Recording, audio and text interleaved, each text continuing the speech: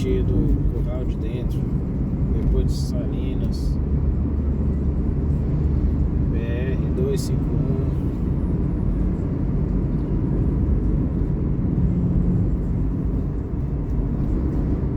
O pessoal fala que 381 é perigoso, pra mim eu acho que Atenção, é demais. radar fixo, limite 60. O pessoal que fala que 381 é perigosa, eu acho essa daqui mais. Motoristas não obedecem, tá fazendo ultrapassagem, obriga o motorista tá no seu sentido ir pro acostamento, às vezes tem outro tá ultrapassando no acostamento, complicado.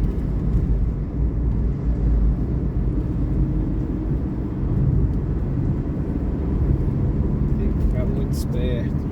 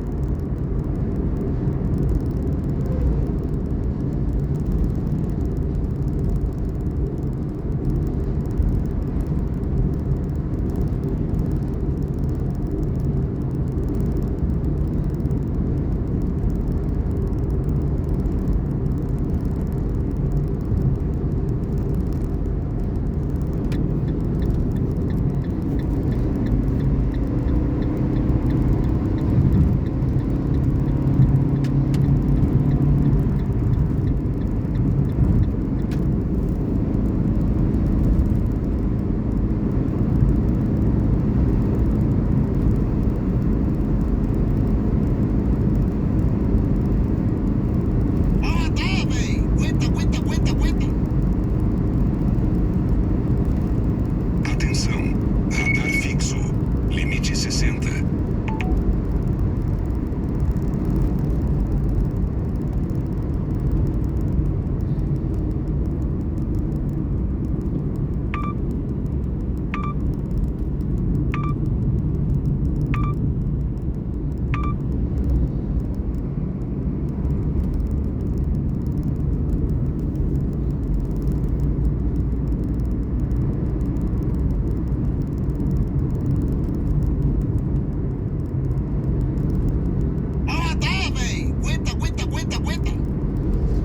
Atenção, radar fixo, limite 60.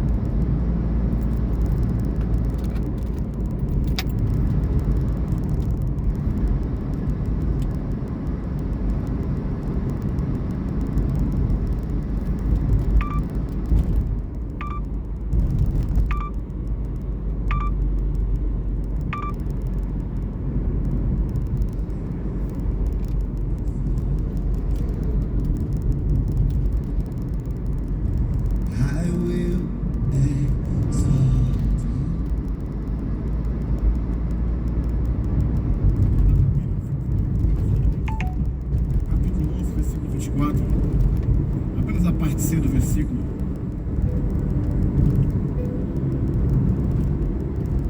Primeiros Coríntios 11, 24. Eu vou ler apenas a parte C do versículo. Façam isto em memória de mim. Repete comigo, queridos. Fala de novo, por favor.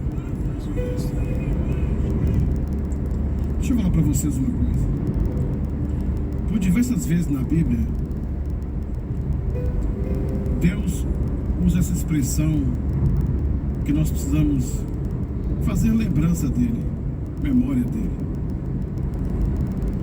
Por que Deus constantemente nos pede para fazer memória dele? É porque as memórias têm um efeito poderoso e elas podem afetar inclusive nossas atitudes. Então, assim, lembrar das coisas pode construir seu próximo passo, sua próxima atitude. Então, assim, isso também nos chama para uma reflexão. Toda vez que Deus nos manda fazer memória, ter uma lembrança, Ele quer nos mostrar quem Ele é e também quem nós somos, de onde nós viemos e também para onde nós vamos. E eu quero que vocês entendam que toda vez que eu leio o Velho Testamento, eu tenho aquela sensação de um povo que correu a vida inteira e na hora de pegar o troféu eles tropeçaram. Nós vemos homens com inícios fantásticos, com finais trágicos. Sansão, por exemplo, foi um deles. Um homem que podia ser um juiz e sua posteridade podia continuar suas funções, teve um final trágico. Vemos Gideão, um cara que era filho de prostituta. Deus exaltou ele, mas o final dele não foi tão feliz assim. Então nós conhecemos muitos homens na Bíblia que poderiam ter um final fantástico e na hora de pegar o troféu, levantar a bandeira, a gente vê o naufrágio dessas pessoas. A sensação que a gente tem é que essas pessoas correram e morreram no raso, morreram na areia. E eu quero dizer para vocês que quando Deus nos manda lembrar dele, é porque Ele quer gerar um sentimento em nós. E é sobre isso que eu vou falar o culto inteiro também. Mas quando Ele diz assim, lembre de mim, Ele quer ativar em você um senso de gratidão. É isso que Ele quer falar. Porque quando você lembra de Deus, você também lembra de quem você era. Lembranças são importantes. Não para ativar sua dor, não para fazer você adoecer, mas para ativar a graça de Deus e gerar gratidão na sua vida. Então, assim, a gente vê um Israel, por exemplo. Se você ler a história de Israel em Êxodo, capítulo 25 e diante, você vai ver Deus tirando um povo de uma escravidão, conduziu o povo 40 anos no deserto, proveu a mesma sandália para eles durante 40 anos. Quando fazia frio, uma coluna de fogo. Quando fazia sol, uma nuvem para cobrir eles do calor. Então Deus proveu para esse povo o tempo inteiro. Quando estava com fome, provia pão para eles. Quando tinha sede, a água saía da rocha. Deus sempre estava provendo para esse povo. E assim, e a Bíblia fala que por causa da ausência de lembrança, uma geração toda se perdeu.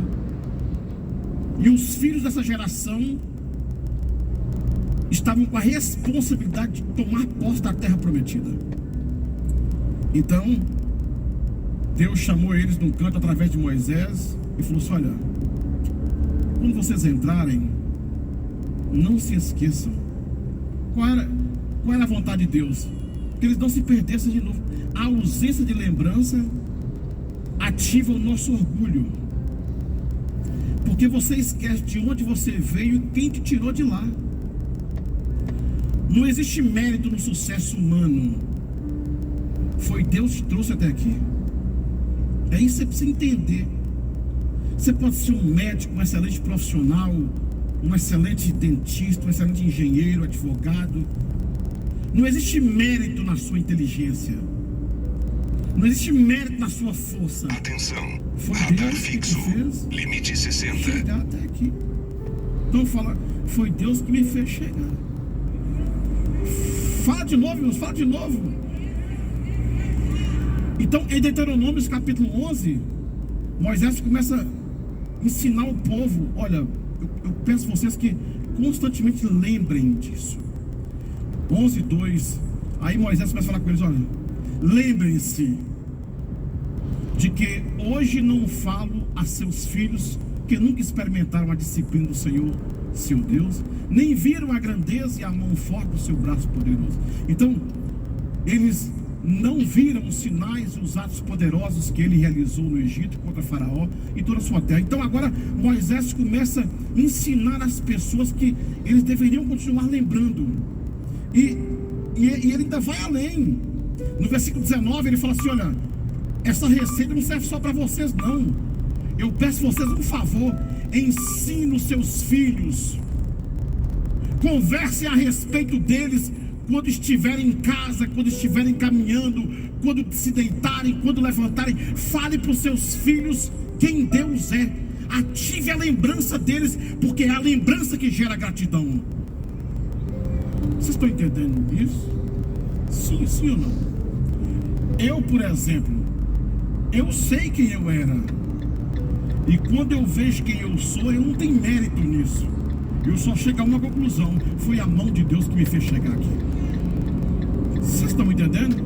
Então, a lembrança certa pode produzir uma ação correta. Orgulhosos dificilmente conseguem valorizar as boas lembranças, porque eles têm como primazia seus próprios feitos, suas próprias qualificações. Mas eles se esquecem de que sem Deus ninguém consegue fazer nada.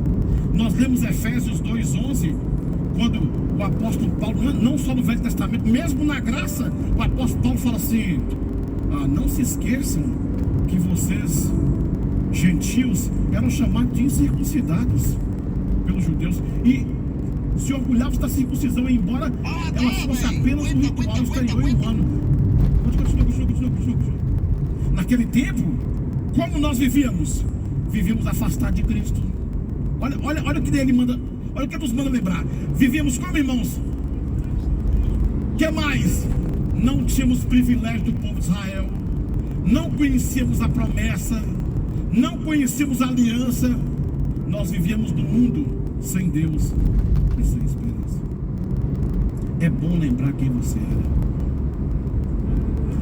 porque quando você lembra quem você era, você reconhece quem Deus é. Vocês estão entendendo? Sim ou não? Aí nós vamos lá para Deuteronômio, capítulo 8, versículo 11.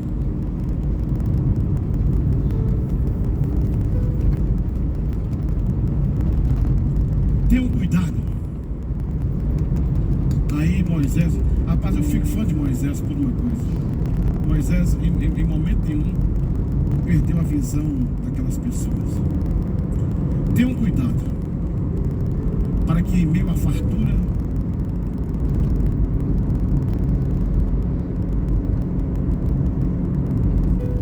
fala mais alto. Olha o que a Bíblia fala. Quando estiver bem, por favor, elimine o orgulho e não se esqueça que foi a mão de Deus.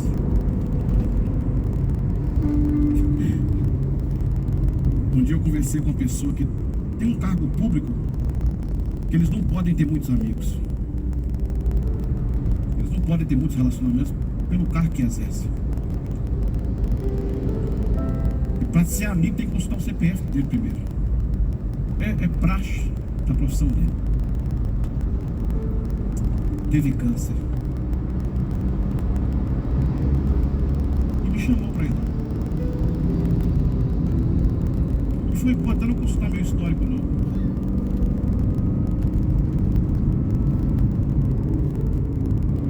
Aquilo só serviu para uma coisa: todos somos iguais, com alguns privilégios, mas Deus ainda tem o controle da vida e da morte das mãos.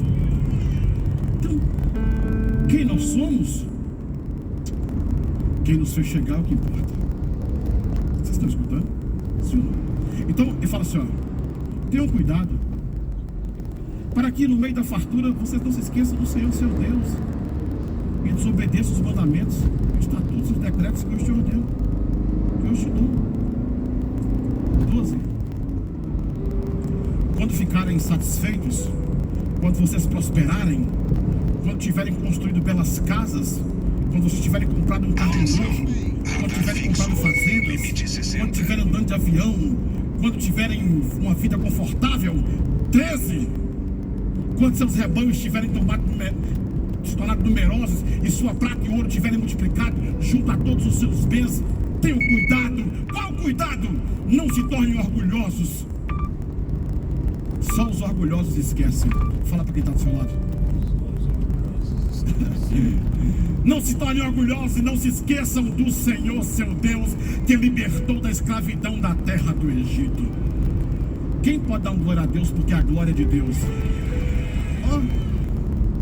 Então, o que ativa a fidelidade é a lembrança. Aí o salmista vem e fala assim: o que eu posso dar a Deus por todos os seus feitos? E ele mesmo responde: vou pagar meus votos. Não existe nada tão grande. Posso comparar o que ele fez por mim, mas farei minha parte. Serei grato a ele. A gratidão é um reconhecimento de que aquela pessoa foi importante para você. Vocês estão entendendo bem? E a Bíblia fala que uma das formas de demonstrar gratidão é pela fidelidade. Toda vez que nós falamos de fidelidade, nós lembramos dos feitos de Deus. Então você gosta, tua fidelidade é grande, tua fidelidade incomparável é, nada é como tu, bendito Deus, grande é tua fidelidade. Tu também só sei essa parte. É grande. Fala comigo, a fidelidade de Deus é grande. Fala comigo aí. Incomparável é, nada é como tu, bendito Deus, grande é tua fidelidade. fala a verdade. Fala pra mim, Lula. Quando você vê seus filhos aí vivos, isso tem que gerar em você gratidão. Quando a gente vê nossa família aqui, isso tem que gerar em nós o quê? E gratidão não existe pelas coisas boas, nem pelas coisas ruins. Gratidão é por quem Deus é. Então, quando eu venho na frente da igreja pagar meu dízimo, dar minha oferta, por que eu falo pagar dízimo? Porque honra não é um ato voluntário. Honra é um pagamento por reconhecimento. Eu sou devedor de quem Ele é para mim. Inclusive, honra na Bíblia está no versículo dos tributos, lá em Romanos 13. Paga tributo a quem tributo, impostos a quem impostos, honra a quem honra. Tributos e impostos são dívida, e ele está na lista da honra. Honra também é dívida. Então por isso que eu não dou meu dízimo, eu pago meu dízimo. Porque tudo que eu tenho vem dele. Porque dele, por ele e para ele são todas as coisas. Amém. Nós vamos pagar nossos dízimos. Tem o Pix da igreja na tela. Tem um QR Code aí na frente da sua cadeira. Tem as máquinas aqui também. Você pode sair do seu lugar e vir pagar seu dízimo, sua oferta. E as crianças já podem ir para as salinhas, tá bom? A honra, a glória, a força E o poder ao Rei Jesus, e louvor ao Rei Jesus.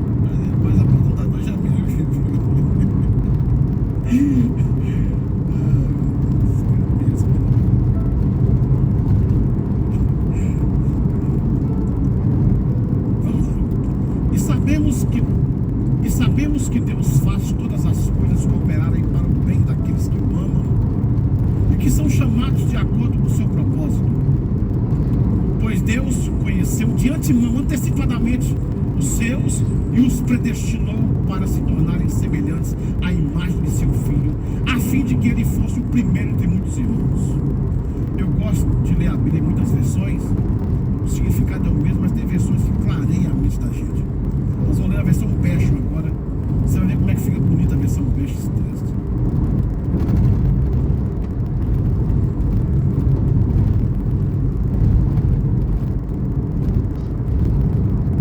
Portanto, estamos convencidos de que cada detalhe da nossa vida está continuamente entrelaçada para o bem.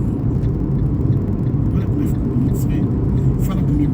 Cada detalhe da minha vida. Fala mais alto. Cada detalhe da minha vida está entrelaçado para o bem. Então, não importa o que esteja acontecendo na sua vida, esse acontecimento está entrelaçado para um bem maior. Isso vai produzir alguma coisa em você. Pois somos seus amantes e fomos chamados para cumprir o propósito que ele designou. Então, os acontecimentos da nossa vida têm a ver com o propósito e o desígnio dele em relação a nós. Então, antes de você pensar alguma coisa sobre você, Deus pensou primeiro. Tudo bem? Pois ele sabia tudo sobre nós antes mesmo de nascermos e nos destinou desde o início para compartilhar a semelhança de seu filho. Isto significa que o filho, Jesus, é o mais velho de uma vasta família de irmãos e irmãs que se tornarão iguais a ele. Muito poderoso isso. A Bíblia quer dizer que Jesus, então, é o padrão de tudo aquilo que nós haveremos de ser. Ele nós somos uma geração de irmãos Atenção, que radar estamos fixo, treinados para limite parecer 60. com Jesus. Essa é a ideia. E a Bíblia fala que os processos, as coisas boas e ruins que acontecem na vida da gente, elas estão entrelaçadas a um bem maior. Então, nenhuma crise tem o objetivo de produzir o seu fim, mas sim de te conectar ao plano de Deus. Então, todo sofrimento, alegria, ou dor, ou pesar, qualquer coisa, tem um objetivo: conectar você com o plano de Deus, com o propósito dele. É isso que importa. E eu quero te anunciar uma coisa aqui nessa noite: você tem um propósito da parte de Deus na sua vida. Então fala pro diabo, fala: eu tenho um propósito. E a Bíblia fala que isso é uma construção, e que nós vamos sendo trabalhados e treinados para parecermos com Jesus, que é o cabeça da raça, é aquele que é o padrão do que nós haveremos de ser. Ele é o exemplo, ele é a forma ideal. Então nós estamos caminhando para ser semelhante a ele, e essa é a proposta do cristianismo para nós. E eu quero que vocês entendam que a vida ela é assim. Jesus decidiu chamar pessoas imperfeitas para fazer parte de um plano perfeito, mas ele criou seus mecanismos de nos treinar para que nós venhamos parecer com ele, sermos semelhantes a ele. Nós temos um fim. O fim é que para cada dificuldade, ou crise, ou sucesso, ou alegria, para cada crise da sua existência, Deus vai forjar em você um pouco de Jesus, até que você se pareça muito com ele. E eu quero que você entenda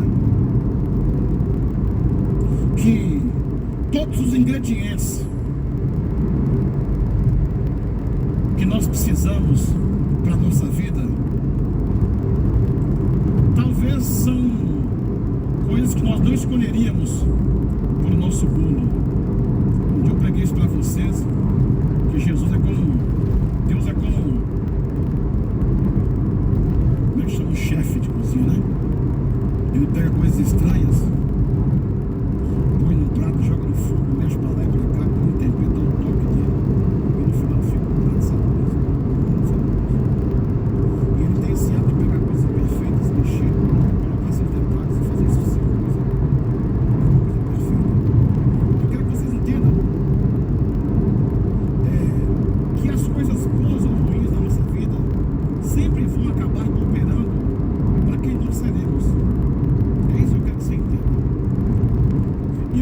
sobre gratidão e tem tudo a ver com o que nós estamos lendo aqui.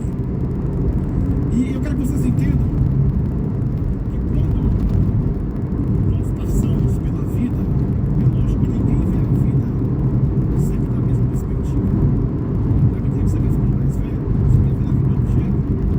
Quando eu era mais novo, parecia um super-homem. Parece que o meu tempo não ia acabar, porque eu vivia como se fosse assim, o último dia. E hoje eu vivo como se eu precisasse mais um dia. Então muda a perspectiva. A maturidade te faz ter compreensão da realidade da vida. Você começa a ver a vida de outra forma. Mas eu quero que você entenda que quando você entende que tudo está cooperando para Deus construir você, ao invés de reclamar, você vai passar agora a dar graças. Porque se uma coisa aconteceu com você e hoje você sabe que isso está cooperando para você, o bem, então ao invés de reclamar, você vai dar o quê? Graças a Deus. Então, nós não damos graças a Deus pelas coisas boas. Damos, inclusive, pelas ruins, porque isso está cooperando. Mas por que eu devo dar graças a Deus pelas coisas ruins? É simples. 2 Coríntios, capítulo 1, versículo 3, a Bíblia fala que nós vamos sofrer. É um processo. Ninguém aprende a viver em Deus sem passar por esses processos. Não existe autodidata. Você precisa ter uma experiência nele e com ele. E a Bíblia fala assim, olha: louvado seja Deus e Pai do nosso Senhor Jesus Cristo, Pai de misericordioso e Deus de todo encorajamento. Ele nos encoraja em todas as nossas aflições. Então, assim, para cada crise que você tem, Deus vai te fortalecer. Não, eu estou falando isso aqui, vai te fortalecer mesmo. Então, assim, a Bíblia fala que eu recebo um consolo. E por que eu sou consolado? Por que eu sou encorajado para aquilo ali? Para que possamos encorajar outros quando se Atenção, passarem. radar fixo, limite 40. Algumas coisas que você vive não é para que você seja prisioneiro da dor. É porque vai ter alguém na vida, na sua vida, que vai se conectar a você. Você vai ter que consolar ele com a mesma consolação que você recebeu. Então, Deus te ensina para você ensinar. Então, se você vê por esse prisma, é por isso que as pessoas que nunca passaram pelo problema, elas não desenvolvem sensibilidade e humanidade. Toda pessoa que não sofre e tem poder são arrogantes, porque nunca passaram pelo processo. Vocês entendem isso, irmãos? Então, quando eu vejo um drogado hoje, eu sei como é difícil dormir sem a droga, porque eu fui drogado. Quando eu vejo hoje um cara falando que tem crise de pecado, eu sei como é isso, porque nós já vivemos isso. O que eu posso fazer? Julgá-lo?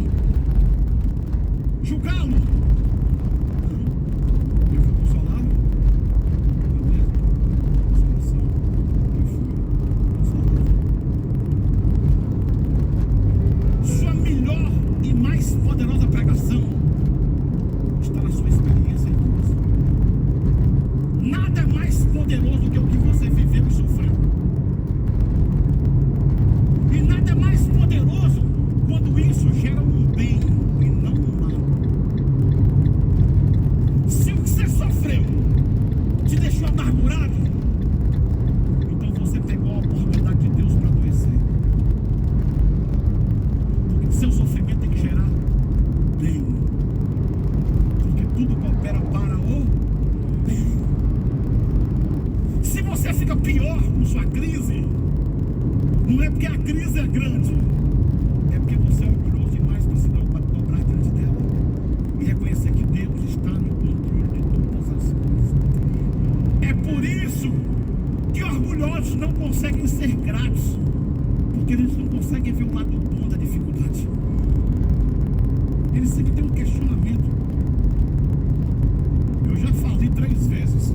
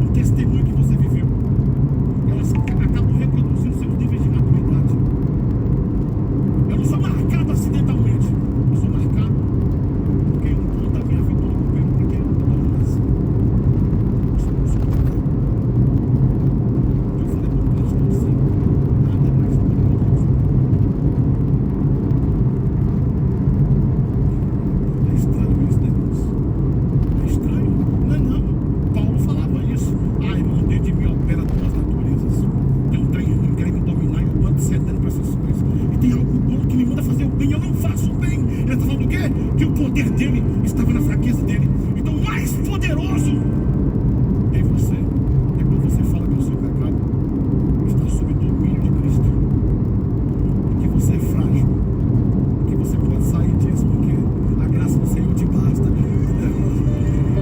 E isso tira de você o senso de super-homem, do intocável, do carne. Quem tem problema, inclusive, de autoimagem, dificilmente vai conseguir se render em graça. Vocês estão me escutando sim ou não, menos? Estão me ouvindo? Então, glória a Deus que está me ouvindo. Então, eu quero que você entenda o seguinte, queridos. Tem muita gente querendo ouvir o que você viveu. E o mundo não precisa. O missionário agora ainda chega atrasado com o tempo. Está dirigindo. Então, assim, o mundo precisa ouvir o que você viveu, de bom ou de ruim. Porque quando o mundo ouvir sua história, você vai falar assim, no final dela, tudo cooperou para o meu bem. Vocês entendem isso? Hoje nós somos melhores que antes. Vocês não têm noção quando eu encontrei esses meninos aqui, não, velho. Pensa um povo problemático. Não acabou ainda não, mas eles são melhores do que o anterior. Sim ou não, gente? Então eu quero que vocês entendam o seguinte, irmãos.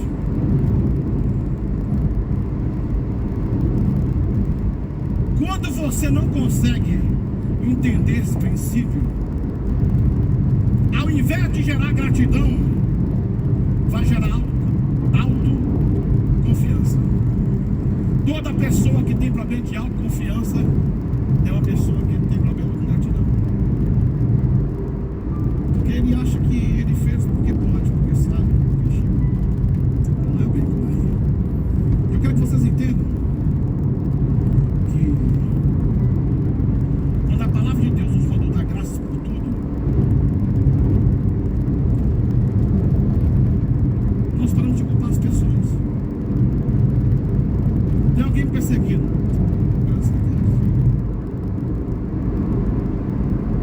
Quando você entende que tem que dar graças por tudo, você para de culpar as pessoas. Entende que a dor da perseguição vai produzir algo em você. Se sua dor, se sua crise não te torna uma pessoa melhor, seu orgulho não se rende à graça.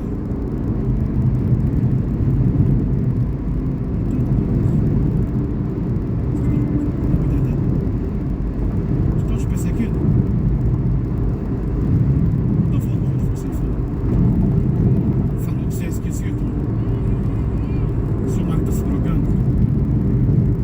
Seu filho está perdido. A crise está feia.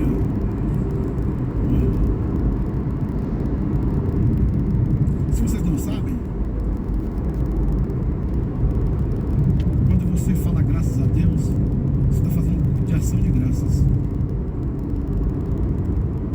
O que é um culto de ação de graças? É quando eu louvo a Deus pelos seus feitos. Não está acontecendo nada, mas Ele está fazendo. Porque no final de tudo, tudo vai cooperar para o meu bem. Vocês não vêm falar comigo que vocês querem parecer com Jesus sem passar pelos pregos da cruz. Se a ideia é nos fazer parecidos com Ele, você não vem falar comigo que você quer parecer com Ele sem sofrer os danos de segui-lo. Se o objetivo é que Jesus seja o cabeça da raça, o irmão mais velho, a referência do que nós teremos que ser, é impossível dizer então que nós vamos chegar a algum lugar, vamos ser alguma coisa, se nós não seguirmos as pisadas. Nessa caminhada nós vamos errar pra caramba. Vamos pisar na bola demais agora. Vamos sofrer pra caramba por isso. Mas, graças a Deus, Deus vai ajudar bem melhor. Eu não vou desistir porque Deus está trabalhando. Olha bem que está do seu lado. Não desista.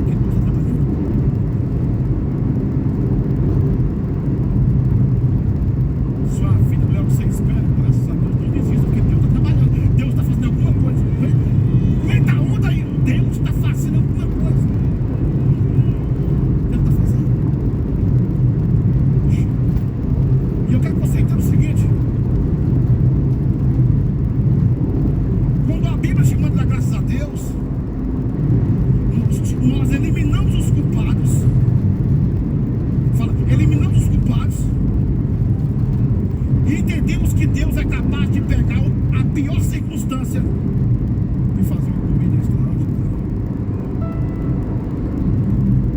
Eu passei uma crise uma vez, inferno.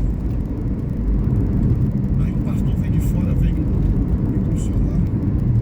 Sabe o que ele falou pra mim? Eu achei que ele ia me abraçar, chorar comigo. Ele falou assim: se Deus permitir, é porque você aguenta. Eu falei: o amigo de Jó aí veio aumentar minha dor, mas depois minha ficha caiu. Deus nunca vai permitir o mal para te destruir. Ele vai permitir para que você se torne bom, melhor. Deus está construindo algo bom para nós, Bernardo. Vida e paz. Deus está construindo algo bom para mim e para você. Entenda bem isso. Então assim, a questão é: como eu estou discernindo minhas crises? Quem fica pior com a crise revela autossuficiência. Quem fica pior com a crise não consegue dar graças a Deus, porque ele não vê a parte boa do ruim.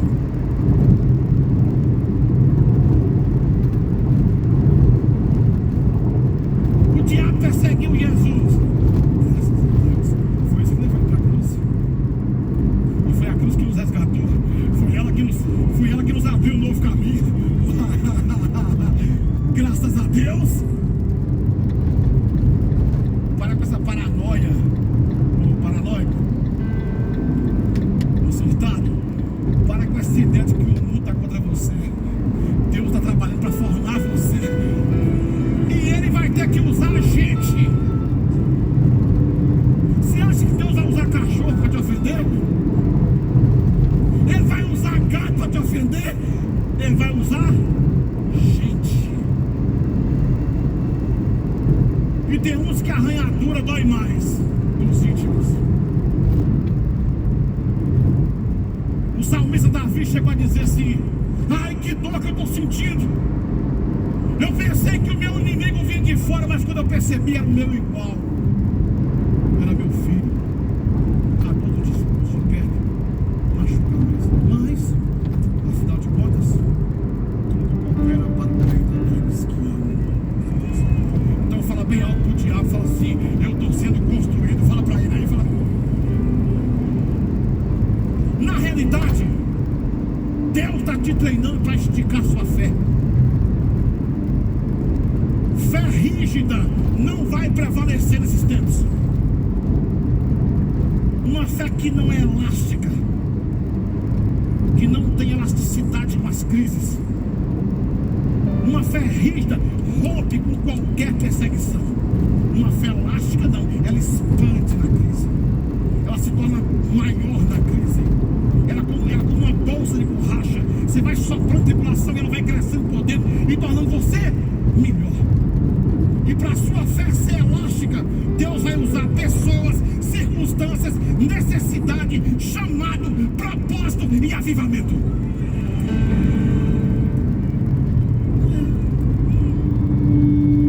Para a igreja de Atos ser avivada, lá em Atos capítulo 8, Deus mandou a perseguição. Então tudo contribuiu para Se uma perseguição te custar a língua estranha, que venha, desde que você se torne uma pessoa melhor. Não se esqueçam da lição: nossa luta ainda não é contra carne e sangue, mas contra principados e potestades das regiões celestiais. Deus precisa de uma ferramenta para afiar a ferramenta. Deus precisa de faca para afiar a faca. Quem vai afiar a gente é gente. Olha lá, assim como o ferro afia o ferro, o homem afia seu companheiro. Então fala para a pessoa que está do seu lado: eu preciso de você para complicar minha vida.